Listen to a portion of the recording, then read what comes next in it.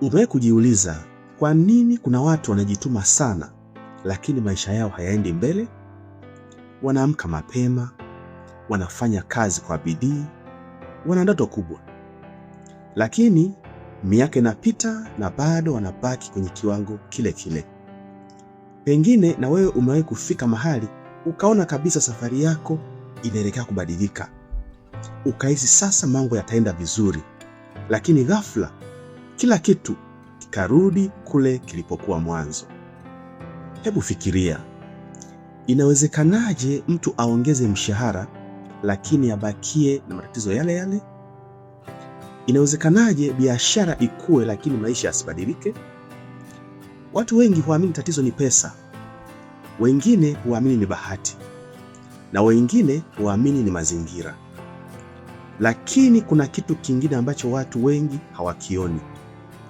Kuna mstari usioonekana, na mstari huo ndio unaowazuia watu wengi kufanikiwa maishani. Mwisho wa video hii utaelewa mstari huo ni nini, unatokeaje, na namna ya kuuvuka ili usiishi maisha yale yale mwaka baada ya mwaka. Na pointi ya mwisho ndio watu wengi huipuuzia, lakini ndio inayowaumiza zaidi. Kabla ya kutafuta pesa zaidi, nafasi nzuri zaidi, au fursa kubwa zaidi, lazima kwanza ujue kama kuna mstari ambao umekuwa ukikuzuia kwa muda mrefu bila wewe kujua. Sasa hebu tuanze na sababu ya kwanza. Tatizo la kwanza ni kujitilia shaka. Watu wengi hawasemi kwa sauti, lakini ndani yao wameamua tayari kuwa hawawezi kufika mbali. Wanaweza kutaka mafanikio, lakini hawaamini kama wanayastahili. Ndio maana kila wanapopata nafasi ya kusonga mbele, huanza kuogopa, wanajirudisha nyuma wenyewe. Sasa kwa nini hili hutokea? Sababu ni kwamba mara nyingi tunakulia mazingira yanayotufundisha mipaka badala ya uwezekano. Unaambiwa hayo sio ya watu kama sisi, biashara ni ngumu, utajiri si wa kila mtu.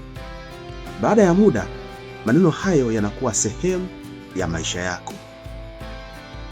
Sasa swali unalopaswa kujiuliza ni hili: je, kuna ndoto ulioiacha kwa sababu ya hofu kuliko uwezo? Hatua ya kuchukua leo ni hii: andika jambo moja ambalo umekuwa ukilihofia kulifanya kwa muda mrefu, halafu ulifanyia hatua moja ndani ya wiki hii. Kumbuka, mara nyingi ukomo mkubwa sio ule uliopo nje yako, ni ule uliopo ndani yako. Lakini huo sio mstari pekee. Kuna mstari mwingine ambao watu wengi hata hawaujui. Ninaenda kuzungumzia. Tatizo la pili ni kuzoea hali ulionayo. Mwanadamu ana uwezo mkubwa wa kuzoea hata maisha yasiyomfurahisha. Watu wengi hawakwami kwa sababu hawawezi kubadilika. Wanakwama kwa sababu wamezoea. Wamezoea madeni, wamezoea kuahirisha, wamezoea kuishi bila mpango. Na baada ya muda, hali hiyo inaonekana ya kawaida. Mfano rahisi ni huu: mtu analalamika kila mwezi kuwa hana akiba, lakini kila mwezi anarudia matumizi yale yale. Miaka inapita, hakuna kinachobadilika. Wewe je, kuna jambo gani kwenye maisha yako ambalo limekuwa tatizo kwa miaka mingi lakini umelizoea? Sasa jiulize kwa uaminifu kabisa: je, maisha ninayoishi leo ni maisha niliyotaka kuishi miaka 5 iliyopita?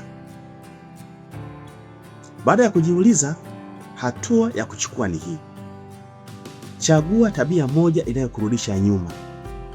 Anza kuibadilisha leo, sio kesho, leo. Kwa sababu kile unachorudia kila siku ndicho kinachojenga maisha yako. Na hapo ndipo watu wengi huanza kuona mabadiliko. Lakini bado kuna mstari mwingine naenda kuelezea. Watu wengi wanataka kuonekana wamefanikiwa kabla hawajafanikiwa. Hili ni tatizo kubwa sana. Tunatumia muda mwingi kujenga picha kuliko kujenga maisha. Mtu anataka kuonekana ana pesa, anataka kuonekana ana mafanikio, anataka watu waamini ameweza, lakini ukweli ndani ni tofauti. Sasa matokeo yake ni nini? Pesa nyingi zinaishia kwenye vitu vya kuwafurahisha watu wengine badala ya kujenga maisha ya baadaye. Hebu fikiria, ni mara ngapi umenunua kitu si kwa sababu ulikihitaji, bali kwa sababu ulitaka watu wakione?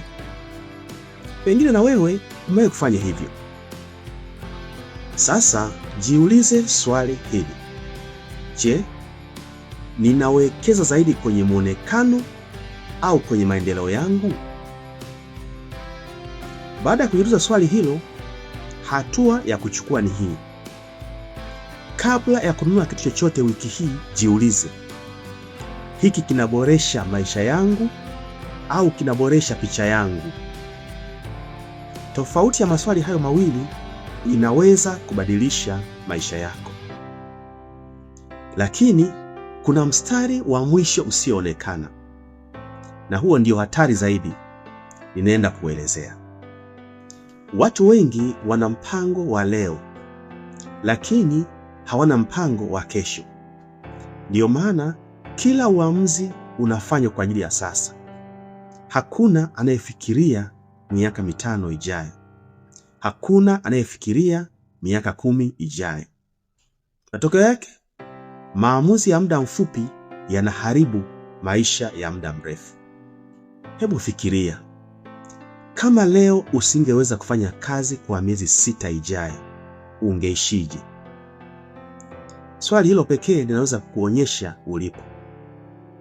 Watu wanaofanikiwa maishani huwa wanaishi leo huku wakifikiria kesho. Wanaamua leo kwa ajili ya maisha wanayotaka baadaye. Sasa jiulize swali hili: je, maisha yangu ya sasa yanaonyesha nina maandalizi ya maisha ya baadaye? Hatua ya kuchukua ni hii. Andika unapotaka kuwa miaka 5 ijayo. Kisha andika hatua moja ya kuanza leo, kwa sababu kesho bora hujengwa na maamuzi ya leo. Rafiki yangu, ninapokuwa nikifikia mwisho wa video hii, naomba niongee mambo machache. Mara nyingi tatizo si kwamba huna uwezo, si kwamba huna bahati, si kwamba huna fursa. Tatizo linaweza kuwa kuna mstari usioonekana ambao umekuwa ukikuzuia kwa muda mrefu. Mstari wa kujitilia shaka, mstari wa mazoea, mstari wa kutaka kuonekana, na mstari wa kukosa maono ya baadaye. Habari njema ni kwamba mstari wowote uliowekwa unaweza kuvukwa. Sasa ninapokuwa nikifikia mwisho kabisa wa video hii, naomba nikuulize swali hili: ni mstari upi kati ya hii 4 ambao unaona umekuwa ukikuzuia zaidi?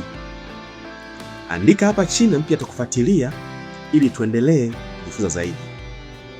Asante sana kwa kufuatilia somo hili. Usahau kusubscribe, kulike, kushare na kucomment ili watu wengine pia waweze kunufaika na maarifa haya. Asante sana na karibu tena katika video zinazofuata.